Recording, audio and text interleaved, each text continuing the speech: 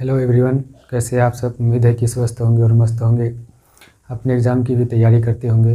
तो आज मैं आप लोगों के लिए हिस्ट्री के जो सेकेंड पार्ट है, इस पार्ट में हम लोग इतिहास को जो है विद्वानों ने आमतौर पर 3 भागों में बांटा है। विद्वानों ने आमतौर पर जो है इतिहास को 3 भागों में बांटा है। ये तीनों भागों के बारे में आज हम लोग चर्चा करेंगे। इनसे पहले की वीडियो में हम इतिहास के परिभाषा और उनके अर्थ के बारे में बता दिए हैं। अगर आप लोग उस वीडियो को नहीं देखे हैं तो एक बार उस वीडियो को आप लोग ज़रूर देख लीजिए, ताकि इसको जो है समझने में किसी प्रकार का दिक्कत नहीं हो। आज हम लोग जो है इतिहास को विद्वानों ने आमतौर पर 3 भागों में बांटा गया है। पहला भाग है प्रागैतिहासिक, दूसरा है आद्य ऐतिहासिक और तीसरा है ऐतिहासिक। यही तीनों के बारे में चर्चा हम लोग आज करने वाले हैं। तो चलिए, सबसे पहले हम लोग जो है इतिहास को जो है 3 भागों में बांटे हैं। पहला क्या है, प्रागैतिहासिक, दूसरा आद्य ऐतिहासिक, तीसरा है ऐतिहासिक। सबसे पहले हम लोग प्रागैतिहासिक को समझ लेते हैं कि ये प्रागैतिहासिक है क्या, है ना। तो प्रागैतिहासिक जो है इसको जो है फिर 4 भागों में बांटा गया है। प्रागैतिहासिक को कितने भागों में बांटा गया है? 4 भागों में बांटा गया है। प्रागैतिहासिक जो युग था, इस युग में लेखन कला प्रचलित नहीं था। हम लोग जो है ये चीज़ याद रखेंगे कि इतिहास के जो फर्स्ट पार्ट है प्रागैतिहासिक, इसमें लेखन कला प्रचलित नहीं था।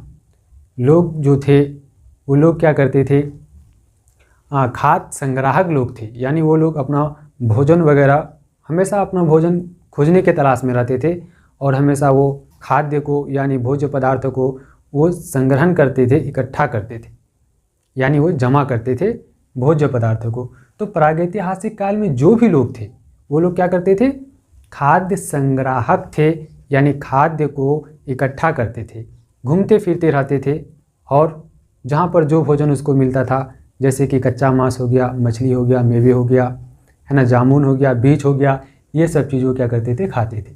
तो प्रागैतिहासिक जो है, इस प्रागैतिहासिक को जो है 4 भागों में बांटा गया है। पहला जो है वो पूर्व पाषाण या फिर जिसे हम लोग पुरा पाषाण कहते हैं। फर्स्ट है पूर्व पाषाण या फिर पुरा पाषाण, और पुरा पाषाण को स्टोन एज भी कहते हैं, क्योंकि इस समय के जितने भी लोग थे वो सब लोग जो है शिकार करने के लिए या फिर आग वगैरह को जलाने में पत्थरों का वो मदद लेते थे। इसीलिए जो है पुरा पाषाण को जो है स्टोन एज या फिर पत्थर का युग कहा गया है। तो आप लोग याद रखिएगा कि अगर आपसे क्वेश्चन ये पूछा जाए कि किस युग को पत्थर का युग कहा गया है, तो पुरा पाषाण को पत्थर का युग कहा गया है। क्यों कहा गया है? क्योंकि इस समय जितने भी लोग थे वो लोग क्या करते थे, अपने जितने भी कार्य करते थे, वो लोग जितने भी कार्य करते थे उन कार्यों में मदद लेते थे। वो किनका मदद लेते थे? पत्थर का मदद लेते थे। इसीलिए जो है पुरा पाषाण को जो है पत्थर का युग कहा गया है। तो यहाँ तक आप लोग समझ लिए होंगे। तो प्रागैतिहासिक का जो पुरा पाषाण काल है ये तो हो गया। उसके बाद दूसरा है मध्य पाषाण काल, और तीसरा है नवपाषाण काल, और चौथा है उत्तर ताम्र या फिर पाषाण काल। यानी उत्तर पाषाण काल को हम लोग ताम्र पाषाण भी कहते हैं, क्योंकि इसी मतलब युग में जो है तांबे का क्या हुआ था, खोज वगैरह हुआ था, या फिर तांबे वगैरह का सामान वगैरह बनाना स्टार्ट किए थे लोग। तो प्रागैतिहासिक को जो है 4 भागों में बांटा गया है, पुरा पाषाण, मध्य पाषाण, और तीसरा है नवपाषाण, चौथा है उत्तर या फिर ताम्र पाषाण। यहाँ तक आप लोग समझ गए होंगे। तो फिर जो है इन चारों से जितने भी मतलब ऑब्जेक्टिव एग्जामों में पूछे जाते हैं, है ना, चाहे वो एसएससी का हो, चाहे वो रेलवे का हो, चाहे वो यूपीएससी का हो, अन्य ऐसे मतलब बहुत सारे कंपटीशन एग्जाम है जिनमें क्वेश्चन पूछे जाते हैं। तो इसमें कुछ पॉइंट को नोट किया गया है, इस पॉइंट को आप लोग याद रखिएगा, ताकि मतलब एग्जाम में किसी प्रकार का दिक्कत नहीं हो। तो हम लोग जो है पूरा पाषाण काल जो है, इस काल को पत्थर का युग कहते हैं या फिर स्टोन एज कहते हैं। क्यों कहते हैं? क्योंकि इस काल के जो लोग थे वो लोग अपने जितने भी कार्य करते थे उन कार्यों में जो है वो पत्थर का सहायता लेते थे या फिर पत्थर का मदद लेते थे, है ना। इसलिए जो है पुरा पाषाण को स्टोन एज या फिर पत्थर का युग कहा गया है। तो पुरा पाषाण से जुड़े हुए हम लोग याद रखेंगे कि पुरा पाषाण युग के मानव की जीविका का मुख्य आधार शिकार था। यानी पुरा पाषाण के जो भी लोग थे उन लोग अपना जो जीवन यापन करते थे, जीवन यापन करने के लिए, जीवित रहने के लिए उनका मेन काम क्या था, वो शिकार करते थे, है ना। वो क्या करते थे? शिकार करते थे। उसके बाद पुरापाषाण से जुड़े हुए एक चीज़ ये भी आप लोग याद रखिएगा कि आग का भी आविष्कार हुआ है। अगर आपसे क्वेश्चन पूछा जाए कि आग का आविष्कार जो है किस काल में हुआ है, तो आग का आविष्कार भी जो है पुरापाषाण काल में ही हुआ है। इतिहास का जो फर्स्ट पार्ट है प्रागैतिहासिक, हम रिपीट कर रहे हैं, इतिहास का जो फर्स्ट पार्ट है प्रागैतिहासिक। प्रागैतिहासिक जो है इस काल में जितने भी लोग थे उन लोगों में जो है ना लिखने का जो लेखन कला यानी लिखने का जो तरीका था वो नहीं पता था, यानी उन लोग लिखने नहीं जानते थे, है ना। और पुरापाषाण से हम लोग याद रखेंगे, पुरापाषाण युग के मानव की जीविका का मुख्य आधार शिकार था और आग का आविष्कार पुरापाषाण काल में हुआ था। और पुरापाषाण के लोग जो है खाना बदोश जिसको हम लोग खाद्य संग्राहक बोलते हैं, यानी पुरापाषाण के लोग क्या थे, खाद्य संग्राहक थे, यानी खाना बदोश थे। उन लोग भोजन वगैरह इकट्ठा करते थे, चलते थे, फिरते थे और खाते थे, शिकार करते थे उन लोग। और एक चीज़ आप लोग तो हमेशा अपने माइंड में अभी मतलब सेट कर लीजिए कि आग का आविष्कार ये बहुत सारे एग्जामों में पूछा जाता है, चाहे वो 12th का हो या फिर SSC का हो, रेलवे का हो, किसी भी प्रकार का प्रतियोगिता परीक्षा हो या फिर बोर्ड एग्जाम हो, है ना, ये सब में पूछा जाता है कि आग का आविष्कार जो है वो किस काल में हुआ है, पुरापाषाण काल में हुआ है। इसको आप लोग याद रखिएगा। उसके बाद हम लोग पुरापाषाण के लोग जो है खानाबदोश यानी खाद्य संग्राहक थे या फिर खाद्य संग्राहक कहलाते थे। उसके बाद मध्यपाषाण से भी जुड़े हुए हम लोग याद रखेंगे कि मध्यपाषाण में लोग शिकार करने के लिए छोटा हथियार का प्रयोग करते थे, है ना। अब पुरापाषाण से लोग जो है किस में चले गए, मध्यपाषाण में चले गए, यानी पुरापाषाण के जो लोग थे उन लोगों से थोड़ा बेहतर ज़िंदगी था मध्यपाषाण के लोगों का, है ना। और पुरापाषाण के लोग जो है उन लोग जो है मतलब शिकार वगैरह करते थे, ऐसे ही करते थे, मतलब किसी प्रकार का विशेष मतलब हथियार वगैरह नहीं था। लेकिन मध्यपाषाण के लोग जो है छोटा हथियार वगैरह भी रखने लगा, है ना। हड्डी वगैरह के हथियार बना करके उन लोग क्या करते थे, शिकार पकड़ने में उनका मदद लेते थे। उसके बाद नवपाषाण, ये जो तीसरा है नवपाषाण काल, नवपाषाण काल में पहिए का आविष्कार हुआ। जिस प्रकार से आग का आविष्कार जो है पुरापाषाण काल में हुआ, उसी प्रकार से जो है नवपाषाण काल में जो है पहिए का आविष्कार हुआ। पहिए का आविष्कार किस काल में हुआ, नवपाषाण काल में हुआ। उसके बाद हम लोग फिर जो है नवपाषाण काल से ही जुड़े हुए एक और बातें याद रखेंगे कि नवपाषाण काल में लोग कुत्ता को पालतू बनाया, है ना। नवपाषाण काल में लोग जो है कुत्ता को क्या बनाया, पालतू बनाया। और सबसे मतलब पहला जो है प्रथम मतलब पालतू जानवर है वो कौन है, कुत्ता ही है। ये भी आप लोग याद रखिएगा कि मनुष्य ने सबसे पहले किस जानवर को पालतू बनाया, तो कुत्ता को बनाया था, है ना। मनुष्य सर्वप्रथम तांबा धातु का प्रयोग किया। ये भी आप लोग याद रखिएगा कि मनुष्य जो है सबसे पहले किस धातु का प्रयोग किया, तो मनुष्य सबसे पहले जो है तांबा धातु का प्रयोग किया। उसके बाद और एक तांबा से रिलेटेड एक बात आप लोग ये भी याद रखिएगा कि तांबा धातु से बनने वाला जो पहला औजार था वो था कुल्हाड़ी, है ना। तांबा धातु से बनने वाला पहला जो मतलब औजार था वो क्या था, कुल्हाड़ी था। ये भी आप लोग याद रखिएगा। और कृषि का अवधारण मेहरगढ़ से प्राप्त हुआ है। कृषि का अवधारण कहाँ से प्राप्त हुआ है, मेहरगढ़ से प्राप्त हुआ है। एक पॉइंट आप लोग याद कर लीजिए, नोट कर लीजिएगा अपनी कॉपी में कि नवपाषाण काल में ही लोग कृषि करना शुरू कर दिए थे। नवपाषाण काल में ही लोग कृषि करना क्या कर दिए थे, शुरू कर दिए थे। ये भी आप लोग याद रखिएगा। नवपाषाण काल में लोग क्या करना शुरू कर दिए थे, खेती करना शुरू कर दिए थे। और कृषि का जो है प्रथम उदाहरण कहाँ से मिलता है, मेहरगढ़ से प्राप्त होता है। हम लोग जब ये हम लोग अभी इसीलिए सीख रहे हैं ताकि मतलब कल से जो है 12th क्लास का हिस्ट्री स्टार्ट होगा, तो वहाँ पे हम लोग जो है पहला जो मतलब चैप्टर है हड़प्पन सिविलाइजेशन यानी हड़प्पा सभ्यता, सिंधु घाटी सभ्यता, उसमें हम लोग पढ़ेंगे किस क्षेत्र से मतलब कौन सा सामान प्राप्त हुआ है, उसके बारे में हम लोग विस्तार से पढ़ेंगे। तो ये इस चीज़ को भी पढ़ेंगे हम लोग, है ना। खेती की शुरुआत कृषि का प्रथम उदाहरण मेहरगढ़ से प्राप्त हुआ है ना। इस तरह से हम लोग याद रखेंगे, जिस तरह से जुते हुए खेतों का साक्ष्य जो है कालीबंगान से मतलब प्राप्त हुए हैं। तो हम लोग आगे समझेंगे उस चीज़ को। खेती की शुरुआत नवपाषाण काल में हुई, ये भी आप लोग याद रखिएगा। तो इस प्रकार से इतिहास का जो पहला जो मतलब था प्रागैतिहासिक, इसको 4 भागों में बांटा गया। चारों भागों के बारे में जो है इंपॉर्टेंट बातें हम लोग ने समझ लिए। और अब हम लोग आएंगे आद्य ऐतिहासिक। जिस तरह से आप लोगों को बताया था कि प्रागैतिहासिक में लिखने का जो मतलब प्रचलन था वो नहीं था, लेखन कला नहीं था, है ना। प्रागैतिहासिक काल में लेखन कला प्रचलित नहीं था, लेकिन आद्य ऐतिहासिक में था।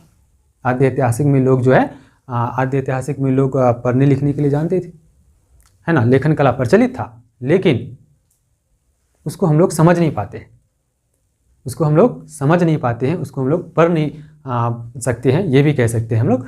तो इसमें लेखन कला प्रचलित नहीं था, इसमें था, लेकिन क्या था, क्या मतलब लेखन कला था, क्या लिखा था, ये चीज़ का पता नहीं चलता है। तो इस प्रकार से जो है हम लोग अब देखेंगे ऐतिहासिक। ये जो है ऐतिहासिक जो है तीसरा जो पार्ट है वो क्या है, ऐतिहासिक। और ऐतिहासिक को फिर 3 भागों में बांटा गया है। ऐतिहासिक को कितने भागों में बांटा गया है? 3 भागों में बांटा गया है। जो पहला क्या है, प्राचीन, दूसरा है मध्य और तीसरा है आधुनिक।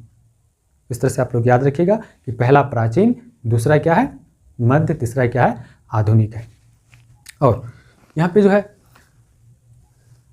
ऐतिहासिक को जो है 3 भागों में बांटा गया है। यहाँ पे जो है मतलब समय नहीं बताया गया है, और ये सब में भी समय नहीं बताया गया है, क्योंकि मतलब इतिहासकार जो है कोई कुछ बताते हैं, है ना।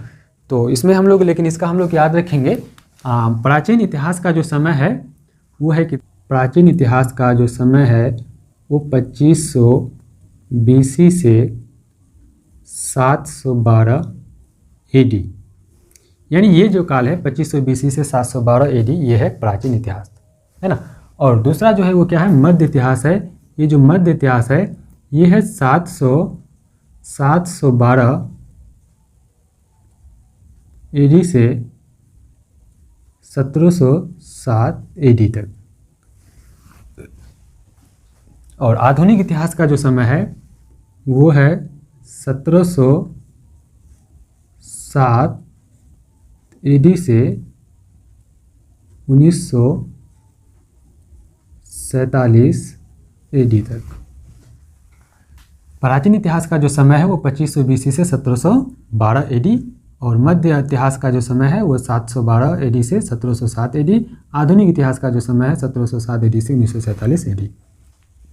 यहाँ पे जो है प्राचीन इतिहास की बात हम लोग जो 12th क्लास में जो फर्स्ट चैप्टर स्टार्ट करेंगे, हड़प्पा सभ्यता, सिंधु घाटी सभ्यता, उसमें हम लोग पढ़ेंगे प्राचीन इतिहास ही पढ़ेंगे, जिसमें जो हड़प्पा सभ्यता का काल है 2500 से लेकर के 1750 2500 BC से लेकर के 1750 BC तक है, ये हम लोग वहाँ पे पढ़ेंगे। अभी हम लोग को इतना ही समझना है कि प्राचीन इतिहास का जो काल है वो 2500 BC से 1712 AD तक है। उसके बाद फिर जो है 712 AD से 1707 AD वो मध्य इतिहास है, और आधुनिक इतिहास 1707 AD से 1947 AD तक है ना। यह कल के वीडियो में आप लोग को हम बताए थे कि ईसा पूर्व यानी BC और ईस्वी यानी AD ये क्या है, इस चीज़ को समझाएंगे। तो आज मैं आप लोगों को जो है बताएंगे कि ये जो है BC ईसा पूर्व और AD यानी ईस्वी क्या है। तो आप लोग ध्यान दीजिएगा इधर। सबसे पहले हम लोग एक चीज़, ये कैलेंडर जो होता है, कैलेंडर अभी जो है ग्रेगोरियन कैलेंडर जो है वो प्रचलित है। कौन सा कैलेंडर भी प्रचलित है? तो ग्रेगोरियन कैलेंडर क्या है, वो प्रचलित है ना। पूरे विश्व में जो है ग्रेगोरियन कैलेंडर क्या है, प्रचलित है। अपने भी देश में कौन सा कैलेंडर प्रचलित है, कौन सा कैलेंडर चलता है? तो ग्रेगोरियन कैलेंडर चलता है। और ग्रेगोरियन कैलेंडर को हम लोग जो है ईसाई कैलेंडर या फिर जूलियन कैलेंडर भी कहते हैं। पूरे विश्व में जो है, पूरे विश्व में ग्रेगोरियन कैलेंडर प्रचलित है, और ग्रेगोरियन कैलेंडर को ही ईसाई कैलेंडर या फिर जूलियन कैलेंडर भी कहते हैं। इस पॉइंट को आप लोग याद रखिएगा कि वर्तमान में जो है ग्रेगोरियन कैलेंडर क्या है, प्रचलित है, और ग्रेगोरियन कैलेंडर को ही ईसाई कैलेंडर या फिर उनका दूसरा नाम जूलियन कैलेंडर कहते हैं। चाहे ग्रेगोरियन कैलेंडर बोल दीजिए या फिर ईसाई कैलेंडर बोल दीजिए या फिर जूलियन कैलेंडर बोल दीजिए, ये सब एक ही कैलेंडर है जो वर्तमान में प्रचलित है। तो यहाँ पे हम लोग ईसा पूर्व यानी BC समझ लेते हैं और ईस्वी यानी AD समझ लेते हैं। ये समझ लेते हैं आखिर होता क्या है। तो ईसा पूर्व जिसको हम लोग BC बोलते हैं, और BC का फुल फॉर्म होता है before the birth of Jesus Christ, है ना। BC का पूर्ण नेम या फिर फुल फॉर्म होता है before the birth of Jesus Christ, है ना। अब ईसा पूर्व होता है क्या है? ईसा पूर्व को BC बोलते हैं। BC का फुल फॉर्म भी हम लोग समझ गए। उसके बाद ईसा पूर्व जो है ईसा मसीह के जन्म के पहले के समय को कहा जाता है। ईसा मसीह के जन्म के पहले के जो समय था उन समय को ईसा पूर्व यानी BC कहा जाता था। जिस तरह से अलग अलग ये ईसा मसीह जो है, ईसा मसीह क्या था, एक धर्म के प्रवर्तक थे। जिस प्रकार से इस्लाम धर्म होता है, हिंदू धर्म होता है, सिख धर्म होता है, ईसाई धर्म होता है ना, आप लोग नाम सुने होंगे, हिंदू धर्म या फिर इस्लाम धर्म और सिख धर्म। उसी प्रकार से ईसाई भी एक क्या होता है, धर्म होता है। उस धर्म के प्रवर्तक थे ईसा मसीह, है ना। उस ईसा मसीह के जन्म के पहले, ईसा मसीह के जन्म के पहले जो है क्या चलता था, BC चलता था, यानी ईसा पूर्व चलता था। ई पूर्व यानी ई से ईसा मसीह पूर्व मतलब पहले, ईसा मसीह के पहले के समय को ईसा पूर्व यानी BC कहते हैं। जब ईसा मसीह का जन्म हो जाता है, जब ईसा मसीह का जन्म हो जाता है, यानी ईसा मसीह के जन्म तिथि से ईस्वी की शुरुआत हुआ है, तो हम लोग ये कह सकते हैं कि ईसा मसीह के जन्म से पहले BC और ईसा मसीह के जन्म के बाद या फिर ईसा मसीह के जन्म के तिथि से ईस्वी, है ना। तो ईस्वी यानी AD लैटिन मतलब भाषा की वर्ड है, AD एनो डोमिनी जिसको बोलते हैं। तो आप लोग BC और AD में अंतर समझ गए होंगे। ईसा मसीह के जन्म के पहले BC यानी ईसा पूर्व चलता था, और ईसा मसीह के जन्म के बाद या फिर ईसा मसीह के जन्म तिथि से क्या स्टार्ट हुआ, ईस्वी स्टार्ट हुआ, है ना। तो यहाँ तक आप लोग समझ गए होंगे। और कल इनसे आगे के वीडियो में यानी कल के वीडियो में हम लोग जो है किसके बारे में पढ़ेंगे, ये प्राचीन इतिहास यानी 12th क्लास के first chapter Harappan civilization, Harappa सभ्यता या फिर सिंधु घाटी सभ्यता हम लोग कल से स्टार्ट करेंगे।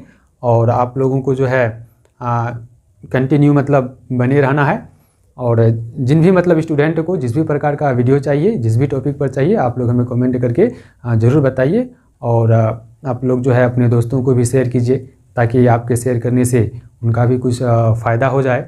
तो चलिए आज यहीं तक रखते हैं, फिर मिलते हैं अगले वीडियो में। तब तक के लिए धन्यवाद।